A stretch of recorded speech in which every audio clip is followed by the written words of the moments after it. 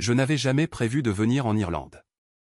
Ce n'était pas une idée romantique de renouer avec mes racines, ni une grande aventure.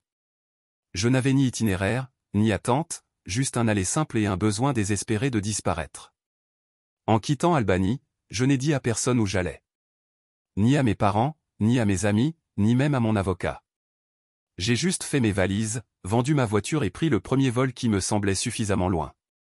L'aéroport de Dublin était flou. L'immigration, la récupération des bagages, l'odeur persistante du café bon marché. J'ai loué un vélo pour ne pas être cantonné à un seul endroit. Le plan était simple, continuer à avancer. Je n'ai pas séjourné à l'hôtel. Je n'ai rien réservé à l'avance. J'ai choisi des petites villes au hasard, m'installant dans des chambres d'hôtes avec de l'argent liquide et de faux sourires. Restant juste le temps de me fondre dans la masse avant de disparaître à nouveau. Ça a fonctionné un temps. Les longues balades à travers la campagne irlandaise m'ont donné une illusion de liberté. Mais le problème avec la course, c'est qu'on finit par se fatiguer. Je me suis réveillé sous les secousses violentes de quelqu'un, et mon esprit peinait à suivre. Ma tête me martelait le crâne, mon corps était apathique. Avant même que je puisse comprendre où j'étais, des mains m'ont tiré vers le haut. L'urgence dans l'air m'a frappé comme une claque. Quelque chose n'allait pas. Tandis que mes sens s'aiguisaient, les mots me sont venus à l'esprit. Une crise cardiaque. Quelqu'un avait besoin d'aide. Je suis sorti en titubant de la petite pièce, pieds nus, encore sous le poids des verres de la veille. Nous avons couru dans un couloir, ma vision s'adaptant à la faible lumière jusqu'à ce que nous atteignions un bureau. Une policière était agenouillée au-dessus d'un homme corpulent en uniforme, tentant désespérément de lui faire un massage cardiaque. C'est là que j'ai eu un déclic. J'étais dans un commissariat. Je me suis mis à genoux et j'ai vérifié son pouls. Rien. Plus de souffle. L'instinct a pris le dessus. J'ai hurlé pour qu'on me pose un défibrillateur, percevant à peine la femme quittant la pièce en courant. J'ai commencé les compressions thoraciques, la tête encore embrumée par la Guinness, mais les mains immobiles. Elle revint avec un DAE. J'ouvris l'uniforme de l'homme, placai les électrodes et activai l'appareil. La première décharge, rien. La seconde, toujours pas de réponse. La frustration me brûlait. Une de plus. L'appareil bipa. Rythme normal. Mes épaules s'affaissèrent de soulagement tandis que je pressais une main sur sa poitrine. Un battement de cœur, faible, mais présent. Je levai les yeux. La policière avait appelé une ambulance, mais elle n'arriverait pas avant une demi-heure. Mon corps me rappelait ses propres besoins. Mes aisselles étaient moites, ma vessie pleine. Je la laissai prendre le relais, surveillant le pouls du sergent pendant que je cherchais les toilettes les plus proches. Après ce qui me sembla une éternité, je retournai dans le couloir. Quelques policiers s'étaient rassemblés pour m'observer comme si j'étais un étrange spécimen. L'un d'eux, à peine sorti de l'adolescence, m'expliqua avec hésitation où j'étais. Castleroy, dans un poste de garde. Apparemment, je m'étais évanoui dans un pub la veille au soir, et un habitant du coin m'avait amené ici. Pour couronner le tout, je râlais apparemment à propos de ma fuite chez une femme de petite vertu. Fantastique. Avant que je puisse trop grimacer, une volée de sirènes annonça l'arrivée de l'ambulance. Les ambulanciers prirent le relais, vérifiant l'état de santé du sergent avant de le placer sur une civière. Tandis qu'il le sortait, j'exhalais. Mon travail était terminé. Je me retournai vers la petite pièce, remarquant que mes bottes et ma veste étaient toujours là. Un petit miracle. Je vérifiai mes poches, mon portefeuille et mon téléphone, toujours là. Je demandai à la policière si j'étais libre de partir. Elle me fit un signe de tête silencieux. M'asseyant, j'enfilai mes bottes en secouant la tête en pensant à la nuit précédente. Quelle que soit la raison de mon arrivée ici, j'avais vite dégrisé. Je pénétrai dans le bureau principal, sous le poids des regards silencieux des policiers. Personne ne parla, et je pris cela pour un bon signe. Les ennuis que j'avais causés la veille au pub étaient pardonnés. Pourtant, le vertige de ma gueule de bois s'installait. Il fallait que je file. Quand j'ai demandé où j'étais, les policiers ont tous tourné la tête dans la même direction, comme s'ils pouvaient voir à travers les épais murs de pierre. Il s'est avéré que mon B&B n'était qu'à quelques pas. En sortant, j'ai inspiré profondément, laissant l'air vif du matin me purifier l'esprit. Mon corps réclamait du repos, une douche chaude, un café et un repas, dans cet ordre précis. Je me suis arrêté dans une petite boutique, j'ai acheté une bouteille d'eau et je l'ai bu d'un trait.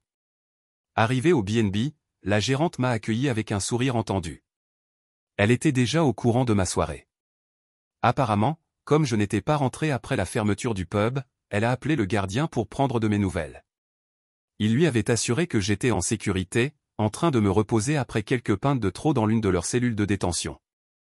J'ai à peine eu le temps de répondre que son mari est entré, souriant. La nouvelle s'était répandue. Les policiers l'avaient appelé plus tôt pour lui raconter ce que j'avais fait pour le sergent Hoyle.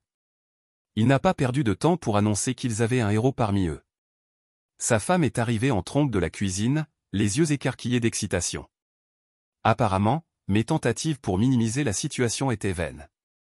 Bill, le mari, m'a expliqué avec un enthousiasme théâtral comment j'avais réanimé le sergent grâce à la réanimation cardio-pulmonaire et à un défibrillateur.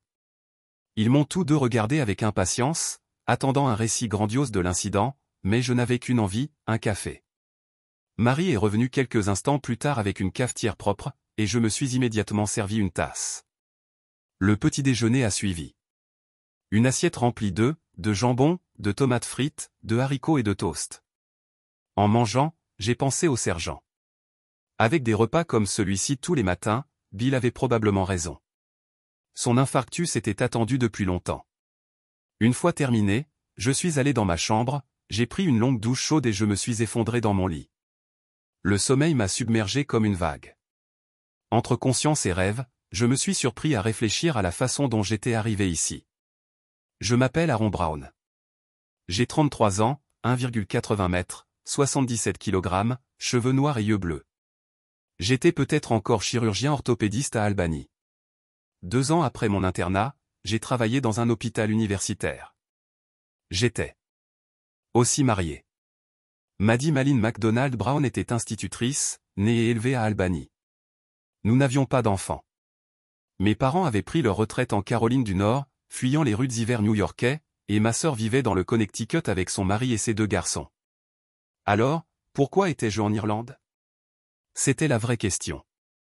En vérité, j'ai fui. J'ai quitté Albany il y a 1 mois, après l'échec de mon mariage. Les détails importaient peu, mais la douleur, oui. Quelques semaines après mon exil volontaire, je me suis retrouvé en Irlande, parcourant la campagne sur une Honda CRF 250 d'occasion, une moto tout-terrain légère récupérée à Dublin. J'avais voyagé léger, ce qui pouvait rentrer dans mon sac à main était plus que je ne le pensais. Trop de Guinness se transforme en confessionnal.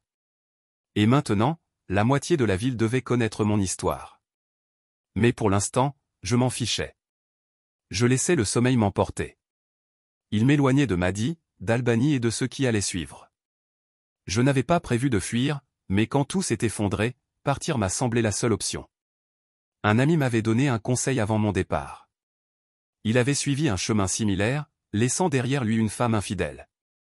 J'avais fait de même 1 mois plus tôt. Maddie venait d'une famille nombreuse, 2 frères et une sœur, Lana, la femme au foyer avec un jeune enfant, Rob, le mécanicien aéronautique, Barry, l'entrepreneur prospère. Ses parents, retraités et aisés, vivaient confortablement à Albany, voyageant dans leur camping-car de luxe, ignorant complètement la tempête qui couvait dans le mariage de leur fille. En tant que médecin, ma vie avait toujours été différente. De longues heures, des emplois du temps chargés. Il y avait peu de temps pour une vie personnelle, surtout les premières années. Cette réalité avait fait partie du problème. Un ami et collègue, Dave Walters, avait été confronté au même problème. Sa femme avait été infidèle, tout comme la mienne. Il avait tourné la page, trouvé le bonheur auprès d'une femme rencontrée en Afrique et commencé une nouvelle vie. Je n'en étais pas encore là. Maddie et moi étions mariés depuis 4 ans. Nous n'avions pas d'enfants. Du moins, pas moi. Elle, si. Une petite fille née quelques semaines plus tôt, pas la mienne. La révélation avait été brutale. Assise dans la salle d'accouchement, tenant la main de Mathieu, je n'avais aucune idée de ce qui allait arriver. À l'arrivée du bébé, la réaction du médecin en disait long. Ses yeux s'écarquillèrent avant qu'elle ne se tourne vers moi. J'eus à peine le temps de digérer qu'elle me prit discrètement les ciseaux des mains et coupa elle-même le cordon ombilical. Les infirmières se dépêchèrent, chuchotant entre elles tout en s'occupant du nouveau-né. Le bébé était clairement métis, impossible à expliquer. Je restais là, a fixé Maddy qui tenait son enfant, attendant une explication. Elle ne dit rien. Je partis. Je ne reparlai plus jamais à Maddy. Ses parents appelèrent le lendemain, me laissant des messages vocaux me suppliant de parler.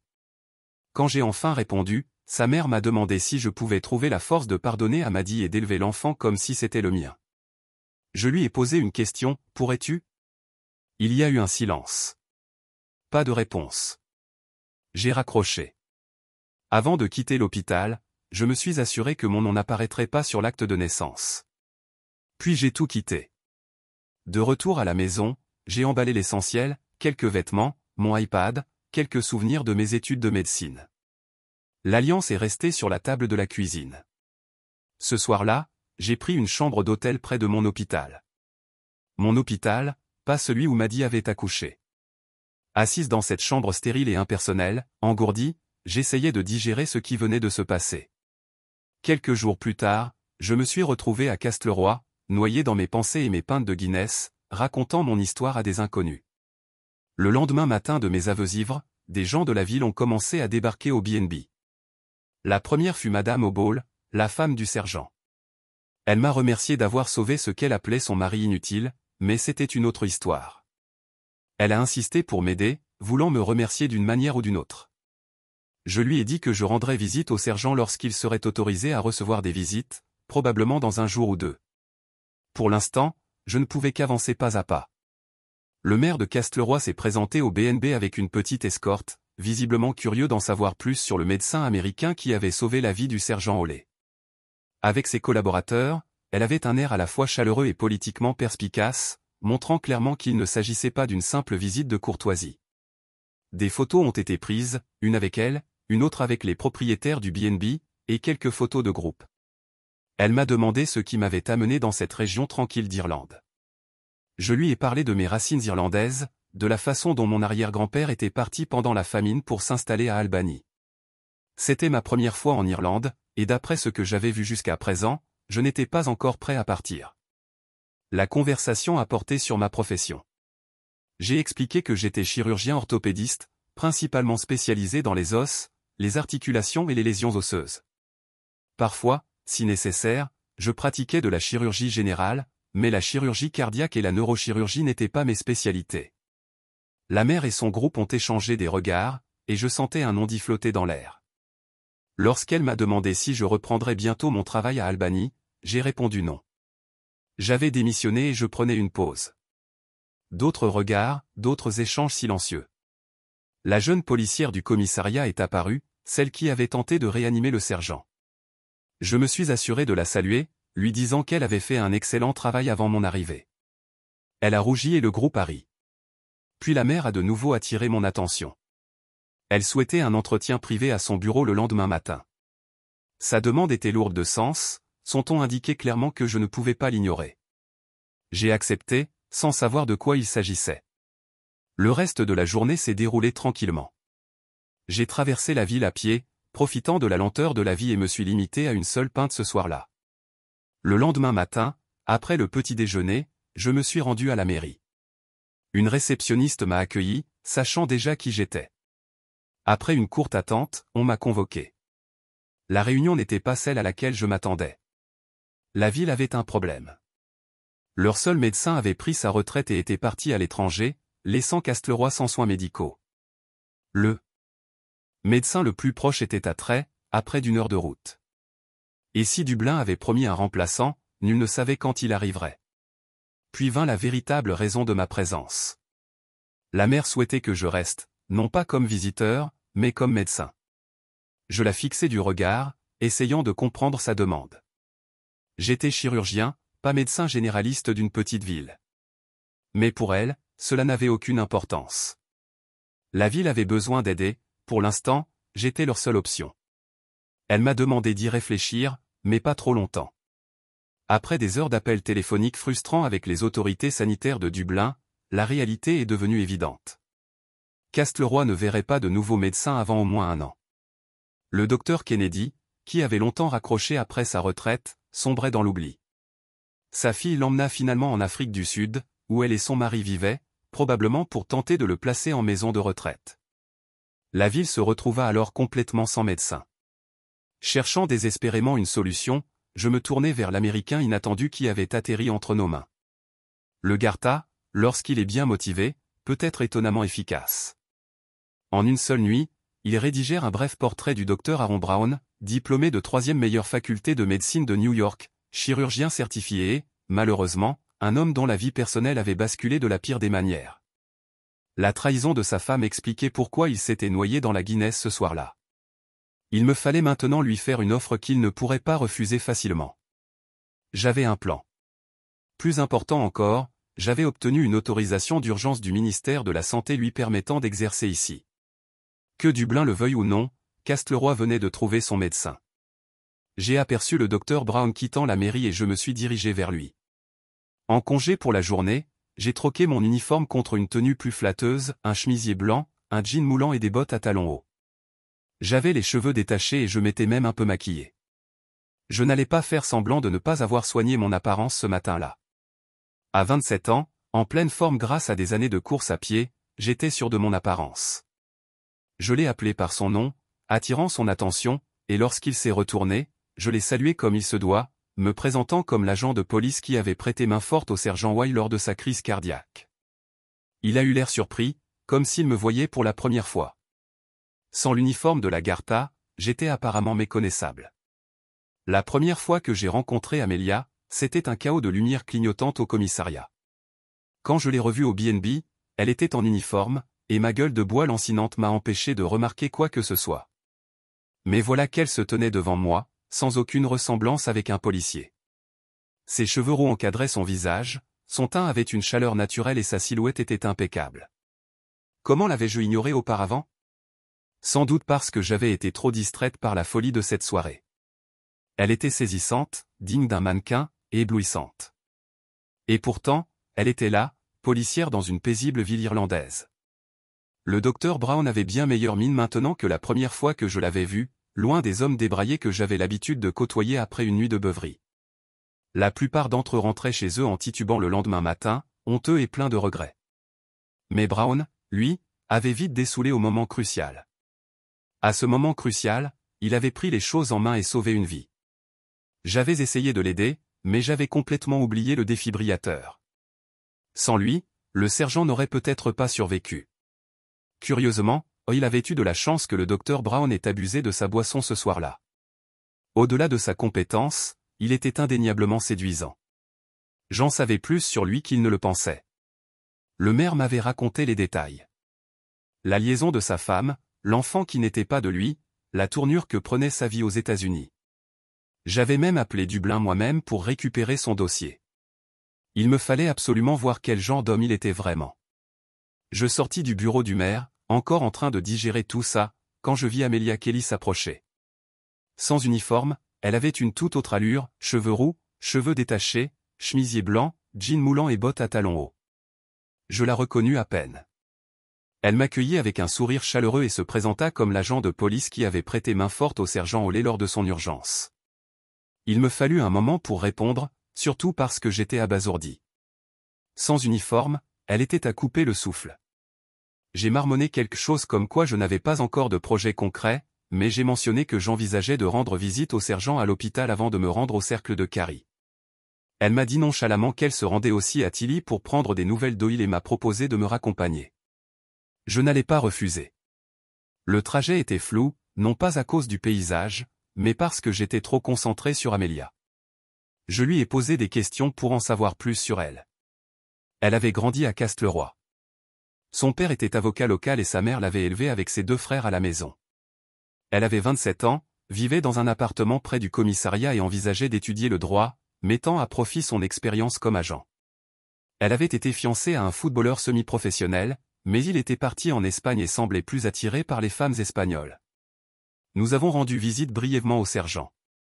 Il avait déjà entendu parler de mes prétendus exploits et, fort d'une motivation nouvelle, il a déclaré qu'il allait se remettre en forme, renoncer aux fritures et même s'entraîner pour un semi-marathon. En le regardant, j'ai eu des doutes. Amelia a mentionné plus tard qu'un inspecteur de Cagny avait prévenu Oil qu'il serait contraint à une retraite anticipée s'il ne perdait pas de poids. Vu sa situation financière, il n'avait d'autre choix que d'essayer. sa femme, apparemment, s'en assurerait. Ensuite, Amelia m'a fait visiter Taleigh, une ville d'environ 25 000 habitants. Elle possédait un port, un petit aéroport et 2 hôpitaux, ce qui la rendait assez grande pour une ville irlandaise. Au déjeuner, elle m'a raconté son histoire. Elle avait étudié les sciences politiques au Trinity College de Dublin, se spécialisant dans la politique de défense de l'UE et les relations internationales. Elle n'a jamais posé de questions sur ma femme. Je me suis dit qu'elle en avait déjà assez entendu de mes divagations ivres au pub. Je n'en ai pas parlé non plus. De retour à Castleroy, je me suis rendu compte que je n'avais jamais eu l'occasion de visiter l'anneau de Carrie. Mais je ne regrettais rien. Je voulais en savoir plus sur Amelia Kelly, et tant que je restais en ville, je savais que j'en aurais l'occasion. 2 jours plus tard, je me suis enfin lancé dans mon tour de l'anneau du Kerry, et le paysage était à couper le souffle. Je suis parti tôt, j'ai pris un petit déjeuner rapide et j'ai pris la route, traversant Corglan et Cany. Je me suis arrêté faire le plein et prendre un café, profitant du charme de la ville avant de reprendre la boucle. Bill, du B&B, m'avait donné un conseil utile, rouler dans le sens des aiguilles d'une montre pour éviter de rester coincé derrière les énormes bus touristiques qui roulaient dans le sens inverse. Le trajet était incroyable. Le littoral, les collines ondulantes et la verdure à perte de vue s'étendaient à perte de vue. J'ai fait plusieurs arrêts pour profiter pleinement du spectacle. Pour la première fois depuis des semaines, je ne pensais pas à mon passé, à mon mariage raté ni à ce qui allait suivre. J'étais juste là, à savourer l'instant présent. Puis, comme prévu en Irlande, la pluie est arrivée.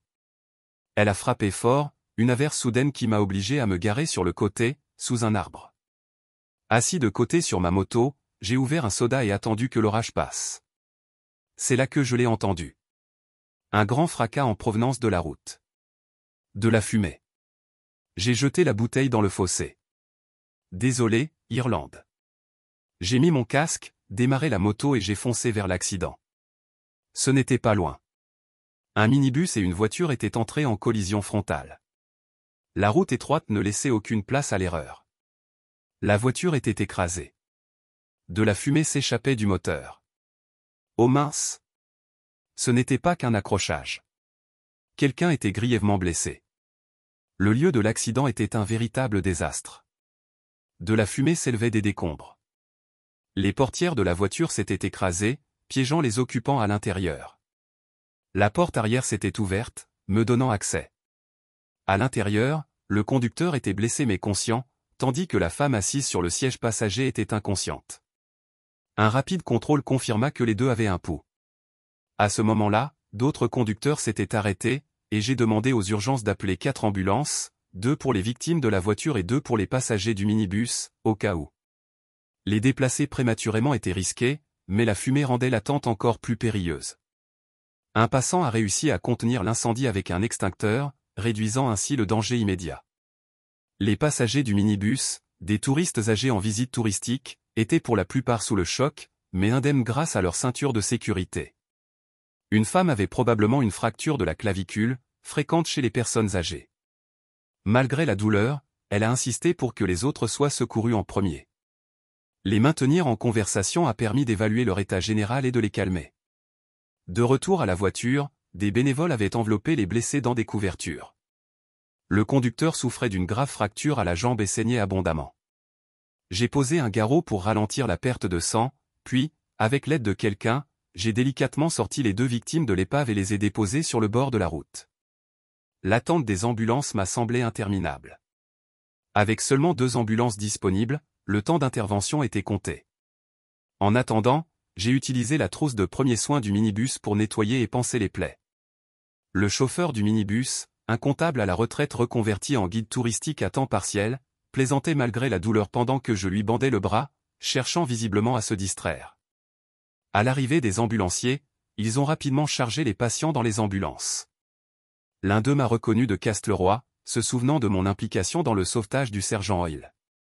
Après leur avoir remis un rapport complet, j'ai suivi les ambulances jusqu'à l'hôpital pour m'assurer que les médecins avaient une idée précise des premiers soins prodigués. Je suis resté 1 heure, j'ai vérifié l'état de chacun, puis je suis retourné à Castleroy. À mon arrivée au B&B, la nuit était tombée. Une camionnette était garée devant, et Bill et Marie m'ont accueilli avec des nouvelles. Des journalistes me cherchaient. Apparemment, la nouvelle s'était répandue, et la presse locale croyait désormais que j'avais sauvé cette vie à moi tout seul. Épuisé, une interview ne m'intéressait pas. Tandis que Bill expliquait avec enthousiasme que des journalistes attendaient au pub, j'avais d'autres priorités, manger, boire un verre, prendre une douche et dormir. Au lieu de me diriger vers le pub, je me suis faufilé dans la direction opposée, espérant un repas tranquille avant que Bill ne les conduise inévitablement droit vers moi. J'ai réussi à manger tranquillement, du moins jusqu'à ce qu'il me retrouve enfin, l'air bien trop content de lui. Retrouver Aaron n'a pas été difficile. J'avais son numéro, même s'il comportait un indicatif irlandais inconnu. Il avait besoin d'être au courant des derniers développements et j'avais besoin de savoir comment il comptait gérer la situation. Lorsqu'il a décroché, j'ai été direct. Maddie refusait de coopérer avec le divorce. Elle prétendait que si Aaron rencontrait le bébé, il changerait d'avis et rentrerait à la maison. Bien sûr, il n'en avait aucune intention. Grâce à mon enquêteur, j'ai confirmé que le père de l'enfant, professeur de sport et entraîneur de football au lycée, était marié par hasard et père de ses propres enfants. Il n'avait aucune envie de quitter sa famille ni de soutenir Maddie. Elle se tournait donc vers Aaron pour obtenir un soutien financier. Juridiquement, la situation était compliquée. Tout enfant né d'un mariage était présumé être celui du mari, sauf contestation judiciaire. Aaron avait déjà pris ses précautions. Il avait veillé à ce que l'acte de naissance mentionne le père comme inconnu, mais Maddie insistait pour obtenir une pension alimentaire. Je lui ai conseillé de rester. Un retour aux États-Unis ne ferait que donner à son avocat l'occasion de le traîner en justice et de le charger d'obligations financières immédiates. Aaron a accepté. L'Irlande lui convenait pour l'instant. Il ne reviendrait pas de sitôt. Le retour d'Aaron en ville n'est pas passé inaperçu. La nouvelle de son implication dans l'accident s'était répandue et les médias étaient impatients de lui parler. Il a minimisé l'importance de la situation, insistant sur le fait que tout le monde avait survécu et qu'il n'avait prodigué que les premiers soins, mais ce n'était pas l'avis général. J'en ai profité pour le presser de rester. Dublin avait approuvé une licence médicale temporaire pour 1 an. Castleroy. Et toute la région avait besoin d'un médecin. Il ne s'est pas engagé. Il a plutôt dit qu'il prévoyait d'explorer davantage la région et qu'il me donnerait une réponse à son retour. C'était suffisant pour le moment. Même s'il ne restait que 6 mois, cela nous donnerait le temps de trouver un médecin permanent. Je suis allé à Cagny pour me changer les idées. Après avoir parlé à Jim, une chose était sûre, je ne retournerai pas chez Maddie. Qu'elle regrette ou non ce qu'elle avait fait n'avait aucune importance. Ce chapitre de ma vie était clos. Le déjeuner s'est déroulé sans incident, mais sur le chemin du retour à Castleroy, mon téléphone a vibré de messages. Jim m'a envoyé un lien. Apparemment, j'étais à la une des journaux américains, qualifié de héros pour avoir sauvé des vies en Irlande. Un autre message d'Aaron, l'adjoint au maire, me demandait de rappeler à mon retour. Au B&B, Marie m'a accueilli avec sa chaleur habituelle et m'a offert du thé. Je l'ai remercié, mais j'ai décliné, préférant une douche chaude et des vêtements propres avant de me rendre à la mairie. À mon arrivée, sa secrétaire l'a immédiatement prévenue de ma présence. Elle n'a pas perdu de temps. Alors, quelle est votre décision? Je lui ai dit que je resterais. Sa réaction a été immédiate. Elle m'a pratiquement serré dans ses bras. Je n'étais plus seulement le docteur Brown. J'étais Aaron pour eux, signe que je faisais officiellement partie de la communauté. Mais j'avais des conditions. Son enthousiasme a changé lorsqu'elle a réalisé qu'elle n'avait pas entièrement le contrôle de cette négociation. J'ai énuméré mes exigences, la regardant prendre des notes et acquiescer. Une fois terminé, je lui ai demandé si elle voulait toujours de moi. Sans hésiter, elle m'a assuré que tout ce que je demandais pouvait être organisé. Il était temps de commencer à exercer la médecine à Castleroy. La nouvelle s'est vite répandue à Castleroy, et l'acceptation d'Aaron de rester ne faisait pas exception. D'ici la fin de la semaine, tout le monde saurait qu'il remplaçait le docteur Kennedy, et la clinique allait bientôt faire la queue. Les dossiers des patients du docteur Kennedy étaient toujours sous clé dans le cabinet, intacts depuis son départ. L'infirmière avait pris sa retraite et, jusqu'à présent, le bâtiment avait été sécurisé pour préserver l'intégrité de l'ensemble. Le maire avait engagé une jeune diplômée locale comme secrétaire d'Aaron, et une infirmière praticienne qui s'occupait des cas urgents dans le quartier serait désormais disponible plus fréquemment. Laura Tonquin, l'infirmière praticienne, avait la trentaine, était divorcée et avait une jeune fille. Elle avait déménagé dans le quartier après avoir quitté Dublin suite à la rupture de son mariage. Son ex, responsable des expéditions, l'avait trompée, ce qui rendait son séjour en ville insupportable. Elle était vive d'esprit, expérimentée et serait une collaboratrice précieuse pour la clinique.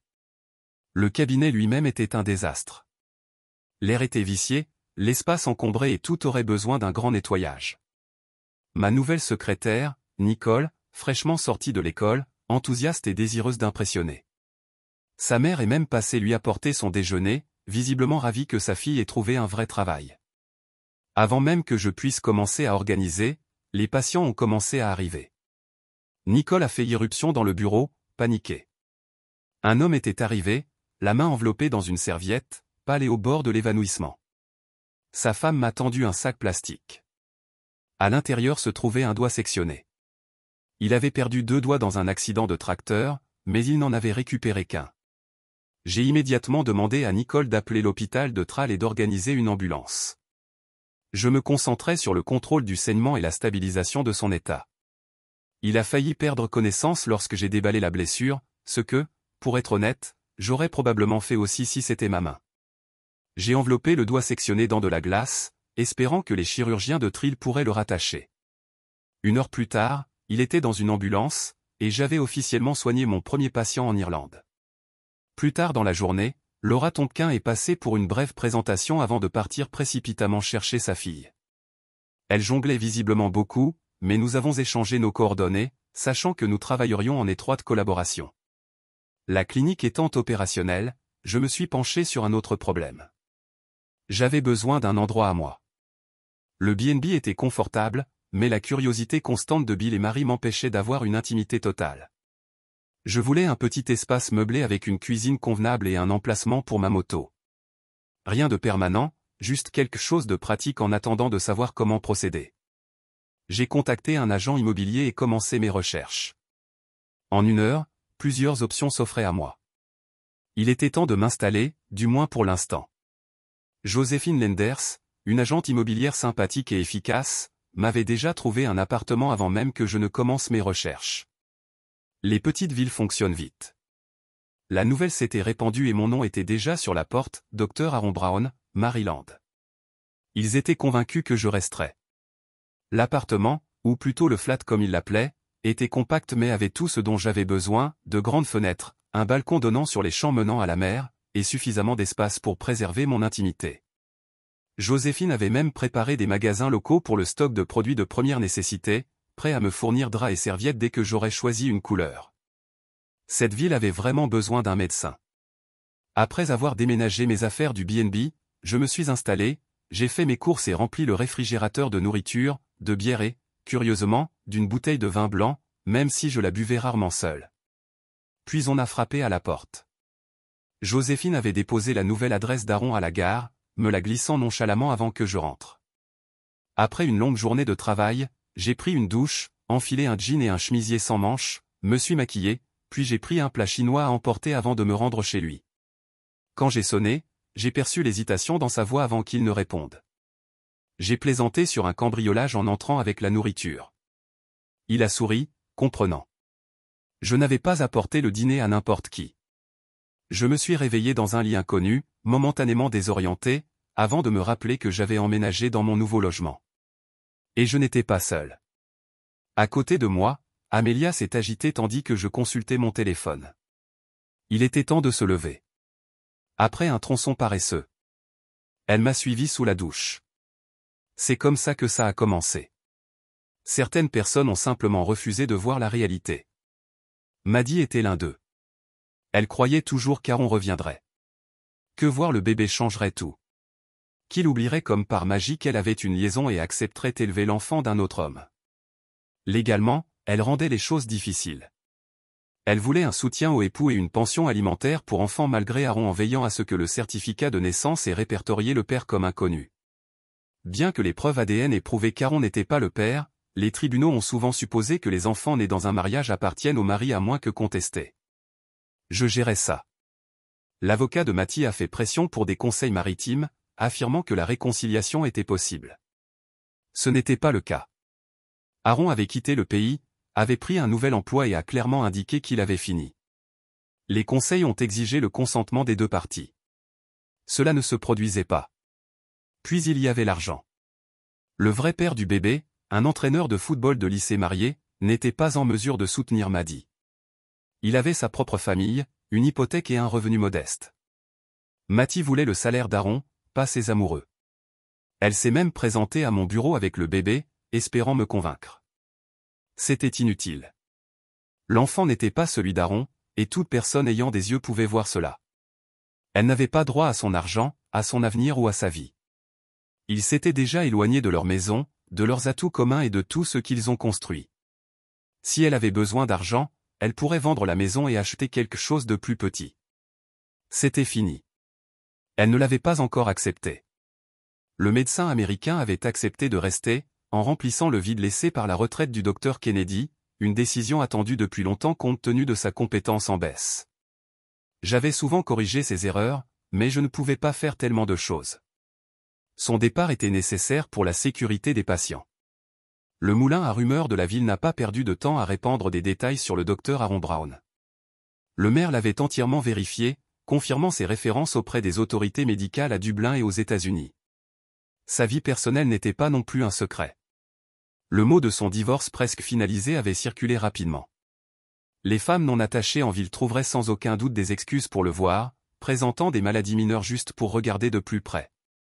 J'ai eu peu de temps libre entre le travail et l'élevage de ma fille, mais je prenais le temps de m'arrêter à son bureau. Professionnellement, bien sûr. Quand je suis arrivé à la clinique un matin, je n'ai pas été surpris de voir une ligne se former, principalement des femmes. Compte tenu de la demande du patient, je pensais que de nombreux cas pourraient être gérés par Laura Tompkin, l'infirmière praticienne locale. Un fournisseur de femmes pourrait être un meilleur choix pour certains patients, en particulier pour les problèmes de routine. J'avais besoin de coordonner avec elle, alors je lui ai appelé. En conduisant à mon prochain patient, mon téléphone a sonné à travers le système main libre de la voiture. C'est le docteur Brown demandant si nous pouvions nous rencontrer pour discuter des besoins médicaux dans la région. Il a admis qu'il s'adaptait toujours et avait besoin de conseils sur la façon dont les choses fonctionnaient généralement. J'ai accepté. Nous trouverions un temps qui a fonctionné. Après tout, aider un nouveau médecin à s'installer était important pour nous deux. 2 jours plus tard, Laura m'a invité à dîner chez elle. Un repas fait maison était difficile à refuser. Je me suis arrêté au magasin pour prendre une bouteille de vin. 2, en fait, car je ne savais pas ce qu'elle préférait. À mon arrivée, la porte s'est ouverte pour révéler une petite fille, pas plus de 4 ans. Elle me regarda, les yeux écarquillés, avant de se tourner et d'appeler « Maman, l'Américain est ici ». Laura est apparue, m'accueillant à l'intérieur. Elle était frappante, grande, aux cheveux noirs et sans effort attrayante. Je me tenais là une seconde avant de me souvenir du vin dans ma main. Je me suis présenté à sa fille, Mathilda, qui m'a rapidement informé qu'elle aimait Winnie l'ourson, et que Tiger était son préféré. Elle a également précisé que les enfants ne boivent pas de vin, seulement du jus. Le dîner était un ragoût de bœuf avec des petits pains frais. Laura sourit en cuisinant tandis que Mathilda m'a occupé avec un livre de coloriage, en veillant à ce que j'ai suivi ses directives artistiques strictes. Les porcs sont beiges, pas rouges. Après le dîner, Mathilda s'est changée en pyjama et est revenue avec une demande. Je devais la lire Winnie l'ourson. Laura ne s'est pas opposée. En lisant, elle a rangé la cuisine. Entre la chaleur de la maison, la simplicité de la soirée et la façon dont Mathilda a niché contre moi pendant que je lis, je ne pouvais pas m'empêcher de penser que c'était à quoi ressemblait la vraie vie. Une stabilité familiale, quelque chose que je n'avais même pas réalisé que j'avais manqué. Mathilda avait complètement conquis Aaron. Ma fille avait un moyen de capturer le cœur des gens, sauf ses pères. Je n'ai pas invité les hommes souvent, surtout pas autour de Mathilda. Mais Aaron était différent. J'en savais déjà beaucoup sur lui. Son passé, son arrivée à Castleroy et le chagrin qui l'ont amené ici. Il a compris la perte, le même genre que j'avais vécu lorsque j'ai quitté mon ex-mari à Dublin. Je savais aussi que je n'étais pas la seule femme intéressée. Amelia Kelly tournait et elle savait comment charger les hommes. Elle était plus jeune, peut-être même plus jolie. Mais j'avais quelque chose qu'elle n'avait pas. Aaron se sentait déjà connecté à mon monde. La façon dont il a regardé Mathilda en lui lisant a dit plus que les mots ne le pouvaient jamais. Le dîner avec Laura était parfait. Mathilda était un enfant brillant et doux, et passer du temps avec elle se sentait étrangement naturel. Je suis rentré chez moi près de minuit, je me suis douché et je me suis mis au lit épuisé ces derniers jours. Tout comme j'allais dormir, mon téléphone a sonné. Un numéro américain, mais inconnu.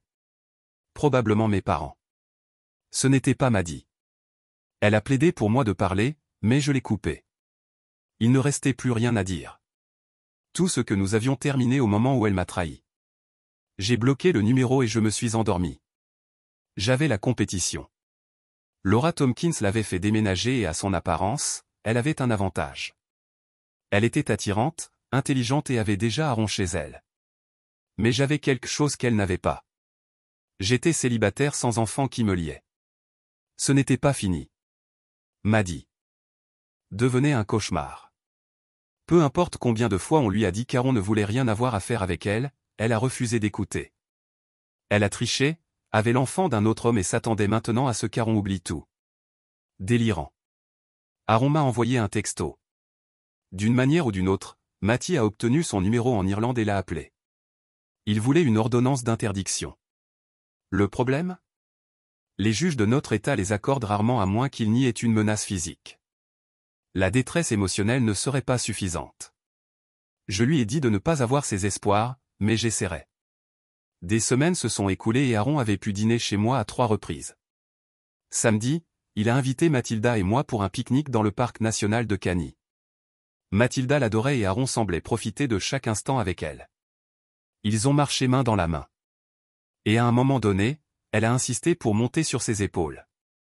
Nous avons déjeuné à la vue de Lady, puis nous nous sommes arrêtés à Torque Waterfall, où il a pris des photos pour envoyer à ses parents. Cette nuit-là, après que Mathilda s'est endormie, nous avons fait l'amour pour la première fois. Cela faisait si longtemps que je ne laissais personne entrer. Et je savais qu'Aaron ressentait la même hésitation. Mais à ce moment-là, nous en avions tous les deux besoin. Avaient besoin les uns des autres. Alors que nous nous allons au lit le lendemain matin, j'espérais qu'Amelia Kelly montrerait ses vraies couleurs avant qu'il ne soit trop tard. Jimmy a appelé avec des nouvelles de mon divorce. Maddy traînait toujours ses pieds, refusant de signer les papiers.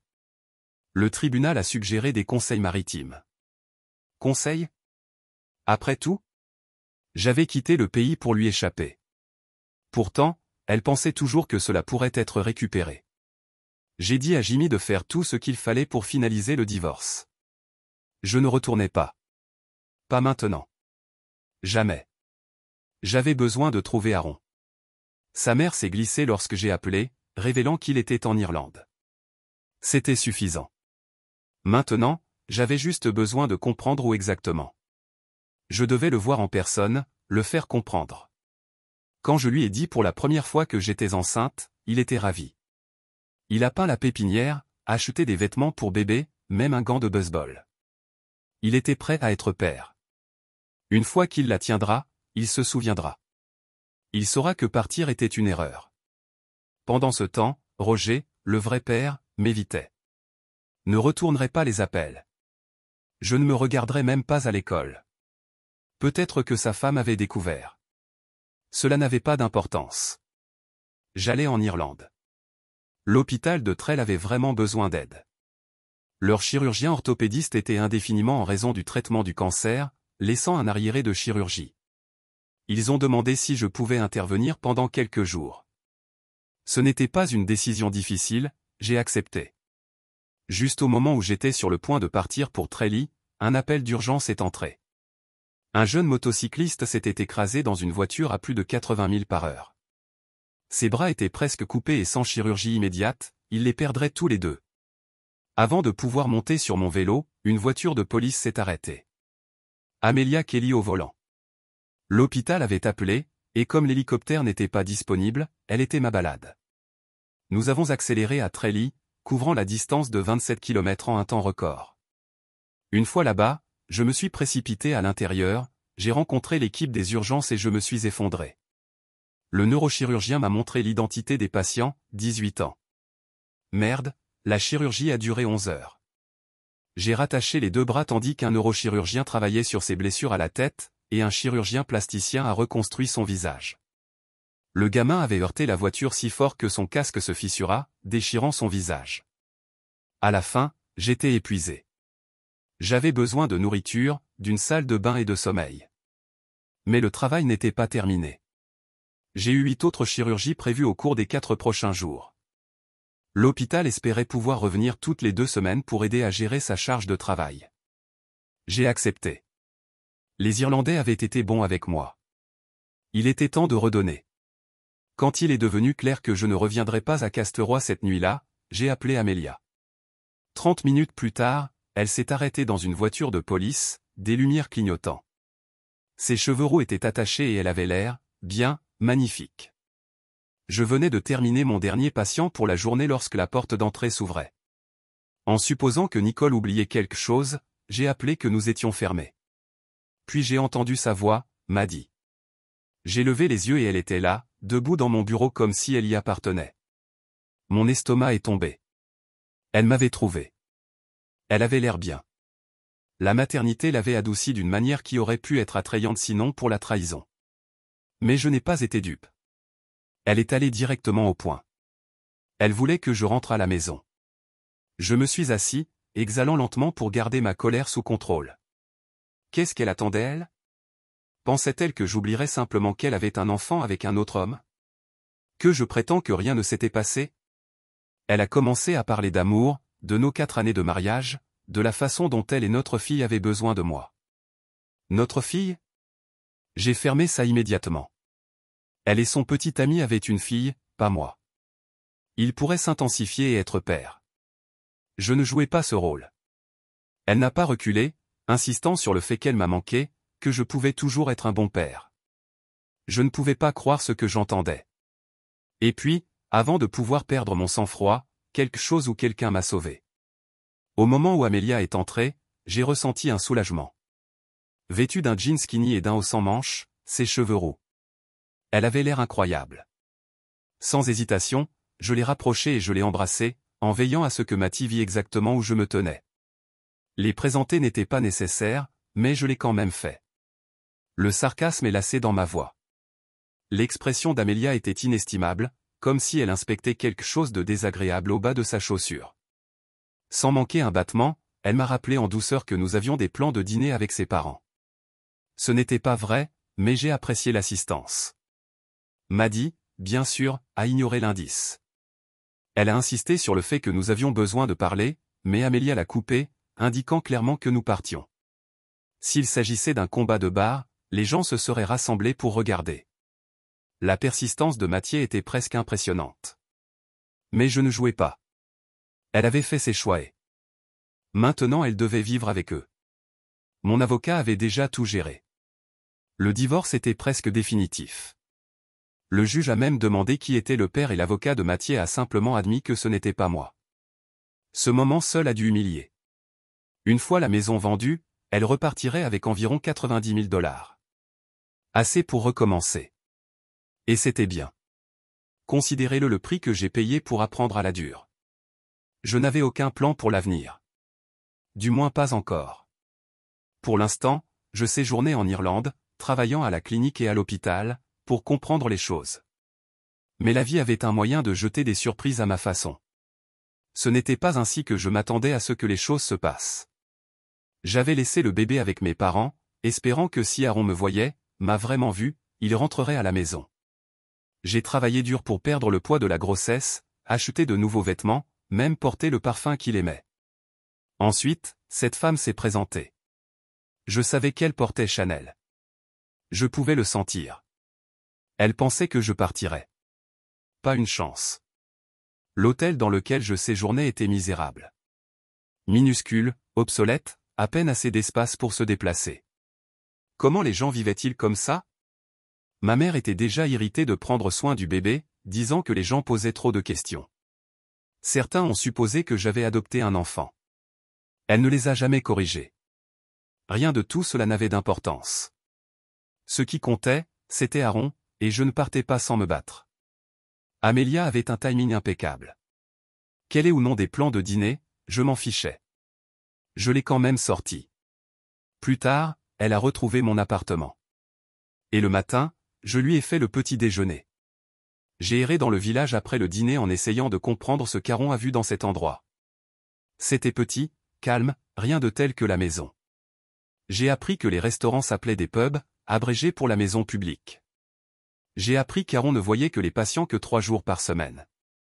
J'ai appris que tout le monde en ville l'admirait. Les habitués des pubs ont partagé des histoires avec impatience sur la façon dont il a sauvé un policier, puis a aidé les touristes après un terrible accident.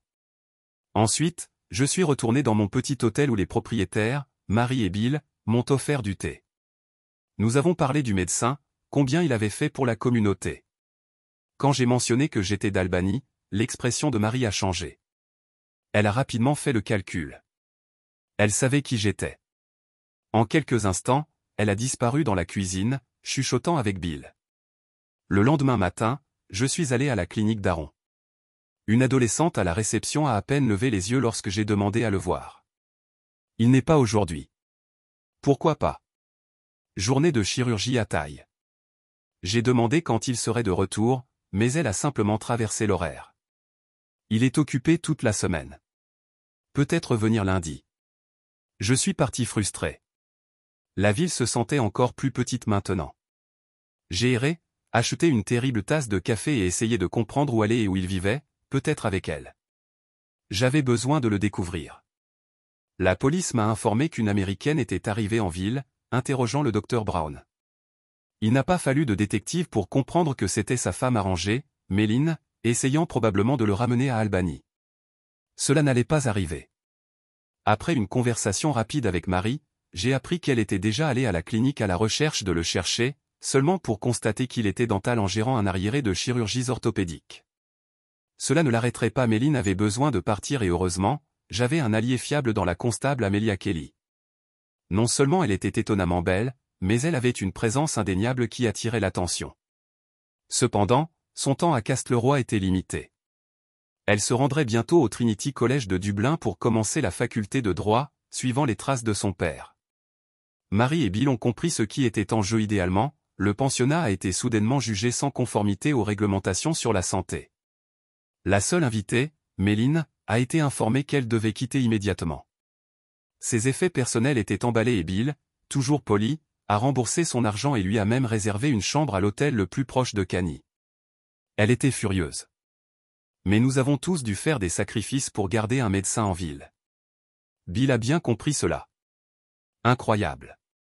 J'ai été expulsé de mon hôtel pour une fausse inspection de la santé et j'ai été expédié à Cany. Et bien sûr, il pleuvait. Je détestais l'Irlande. Pour aggraver les choses, ma mère a appelé à exiger de savoir quand je rentrais à la maison. Ensuite, comme si l'univers n'était pas fini avec moi, j'ai reçu un email de rappel. Mon congé de maternité se terminait par une semaine. J'ai dû retourner au travail. Parfait. Voici la chose. Je voulais vraiment qu'Aaron rencontre mes parents. Il était probablement le meilleur gars avec qui j'ai jamais été. Il était fidèle, ferme dans ses convictions et avait une véritable intégrité, même face aux manipulations de son ex-femme. Cela signifiait quelque chose. Mais la réalité s'installe. Je partirai bientôt pour Dublin. Et quand je l'ai fait, je n'avais pas l'intention de vivre comme une religieuse. J'ai adoré la proximité. Et je n'étais pas prêt à prétendre le contraire. Il ne serait pas juste de demander à Aaron de rester fidèle quand je savais que je ne le ferais pas. Il n'était pas du genre à sortir avec désinvolture ou à jouer à des jeux. J'ai donc dû terminer cela le plus tôt possible. Les potins de la petite ville ont fonctionné plus rapidement que n'importe quel service d'information. Je l'ai appelé KSS, le système de surveillance Castleroy. À travers elle, j'ai appris 2 choses. Premièrement, Amelia se rendait à Dublin pour la faculté de droit en août. Deuxièmement, elle n'était pas du genre à s'installer, et je n'étais pas du genre à jouer le fou. Notre temps ensemble avait une date d'expiration, et je savais mieux que de m'accrocher à quelque chose de temporaire. Si je me laissais tomber trop fort, cela me détruirait lorsqu'elle a inévitablement évolué. J'ai donc apprécié ce que nous avions, sachant que cela ne durerait pas. Je ne dirai jamais rien de stupide comme l'amour ou pour toujours. Pas cette fois. De plus, il y avait d'autres personnes que j'étais plus intéressé à connaître. 4 mois plus tard, le médecin de remplacement promis n'était nulle part en vue. Lorsque j'ai appelé l'administrateur de l'hôpital dans le plateau, ils m'ont assuré qu'ils l'examineraient. C'était il y a des semaines. Toujours rien. Pendant ce temps, Amélia était à Dublin en plein essor à la faculté de droit. Nous avions mis fin aux choses à l'amiable, sachant. Dès le début, cela n'a jamais été censé durer. Mais pour ce que c'était un enfer de balade. Des mois s'étaient écoulés depuis qu'Amélia est partie pour Dublin, et entre le travail et l'élevage de Mathilda, ma vie personnelle avait pris un siège arrière. Alors, quand Aaron a appelé et nous a invités à la foire de Cagny pour le week-end, j'ai été surpris, mais pas entièrement. Avec Amélia disparue, j'ai pensé qu'il ressentait l'absence de compagnie féminine. Heureusement pour lui, je l'étais aussi. Mathilda était ravie, courant dans sa chambre pour choisir sa tenue, même si ce n'était que mercredi et nous ne partions pas avant samedi. Lorsque le week-end est arrivé, je m'attendais à ce qu'Aaron se présente sur sa moto, mais à la place, il est arrivé dans une berline Audi. Il s'avère que le maire avait organisé une location bon marché pour lui, couvrant uniquement l'assurance et le carburant. Cela a rendu ses voyages hebdomadaires à Tralee pour la chirurgie beaucoup plus confortables que la lutte contre le temps irlandais sur un vélo. Mathilda a sauté avec impatience sur le siège arrière, mais je l'ai fait sortir tandis qu'Aaron garantissait le siège de son enfant. Elle le regarda de près, fascinée par le processus. La foire était tout ce dont un enfant pouvait rêver. Rides, barbe à papa et malbouffe illimitée. Mathilda tenait la main d'Aaron tout le temps, et je l'ai surpris en train de lui voler des regards, son visage s'adoucissant. Il aimait cela plus qu'il ne l'avait réalisé. Par la suite, nous avons eu un bon dîner avant de rentrer chez nous. J'ai invité Aaron, et Mathilda n'a pas perdu de temps à le tirer dans sa chambre. Elle a exigé une histoire au coucher. Une demi-heure plus tard, il est retourné dans la cuisine à l'air détendu. Elle a froid. Un accident d'air frais et de sucre, a-t-il dit, prenant le verre de vin que je lui ai tendu. Nous avons parlé tard dans la nuit. Il a ouvert son passé. La profondeur de la trahison de Mathilde l'avait blessé. À quel point il avait été aveuglé quand il a réalisé que l'enfant n'était pas le sien. Si elle avait été honnête, il lui aurait divorcé et passerait à autre chose. Au lieu de cela, elle avait menti, manipulé et brisé leur mariage. Maintenant, avec le divorce finalisé, il se sentait libre d'une manière qu'il n'avait pas auparavant. Il était déterminé à ne plus jamais laisser l'histoire se répéter, à ne plus jamais être trompé comme ça. Je savais qu'une petite fille le regardait déjà comme un père. Et jusqu'à présent, il semblait que cela ne le dérangeait pas. Aaron, votre divorce est définitif depuis un certain temps maintenant. Je vous ai envoyé les documents officiels et j'ai des copies si vous en avez besoin. Tu es libre. Allez vous mettre dans les ennuis que vous voulez. Aaron a ri. Chimie, je vous dois tout. Payez simplement ma facture lorsque vous l'obtenez. Nous savions tous les deux que le dernier effort de Maddy avait échoué. Elle était rentrée chez elle en jouant à la routine de mère célibataire en difficulté. Sa famille s'était lavée d'elle, lui disant de faire face au gâchis qu'elle a fait. Quant au père réel, il a eu suffisamment de problèmes. Le gars était terrifié, elle venait après lui pour une pension alimentaire pour enfants, alors il l'évitait entièrement. Et étant donné qu'il n'avait pas grand-chose à offrir, elle n'avait pas de chance. Alors, quelle est la prochaine ? J'ai demandé. Revenons aux États-Unis ou prévoyez-vous de devenir citoyen irlandais ? Aaron hésita. Je ne sais pas. C'est différent ici, mais j'aime ça. Et j'ai rencontré quelqu'un. Quelqu'un, je pense, pourrait me rendre vraiment heureux. Une femme avec un enfant ? Aaron gémit. Oui, Laura est une infirmière. Smart, beau et une grande mère. Mais l'enfant n'est pas le vôtre. Non, mais elle ne m'a pas menti. Ne m'a pas trahi. Il y a une énorme différence entre elle et Maddy. Maddy a détruit tout ce que nous avions avec sa liaison. Quand j'ai vu que bébé n'était pas à moi, ça m'a frappé comme un train de marchandises. Je savais qu'à ce moment-là, notre mariage était mort. C'est pourquoi j'ai quitté Albany. Eh bien, j'ai dit, tu as vraiment réussi à partir. 2 ans plus tard. Aaron, allez. La voix de Laura m'a tiré de mes jours. Merde. Je vais prendre le sac. J'ai couru dans le placard, saisissant le sac d'hôpital Préciné. Il était temps. J'ai appelé à l'hôpital de Tralee alors que nous nous précipitions. Mes parents étaient en train de s'affronter, s'assurant que nous avions tout. Mathilda nous a serrés dans ses bras tous les deux, souriant et Hartower. Là, apportez-moi un frère, a-t-elle exigé. J'ai ri en aidant Laura dans la voiture. Avec la police qui nous escorte, nous sommes arrivés à l'hôpital en un temps record. 9 heures plus tard, Annabelle Marie Brown est née. Alors que je tenais sa minuscule main, sentant son doigt l'emporter, j'ai fait une note mentale. La prochaine fois, peut-être que Mathilda obtiendrait ce petit frère qu'elle voulait. Et juste comme ça, mon histoire a bouclé la boucle. J'avais trouvé un homme qui voulait une vraie famille, qui a embrassé moi et ma fille sans hésitation. Dès le début, Aaron avait été à moi. Maintenant, je l'ai partagé avec Mathilda et avec Annabelle, et peut-être, avec un de plus à l'avenir. Certaines femmes ne réalisent pas quand elles ont quelque chose de bien. Maddy avait été un imbécile et sa perte est devenue mon bonheur. Aaron et moi ne nous cherchions pas. Nous venons de nous retrouver. Et maintenant, nous étions une famille. Et si quelqu'un essayait de se présenter entre nous, il devrait faire face à moi. Même vous, Amelia Kelly.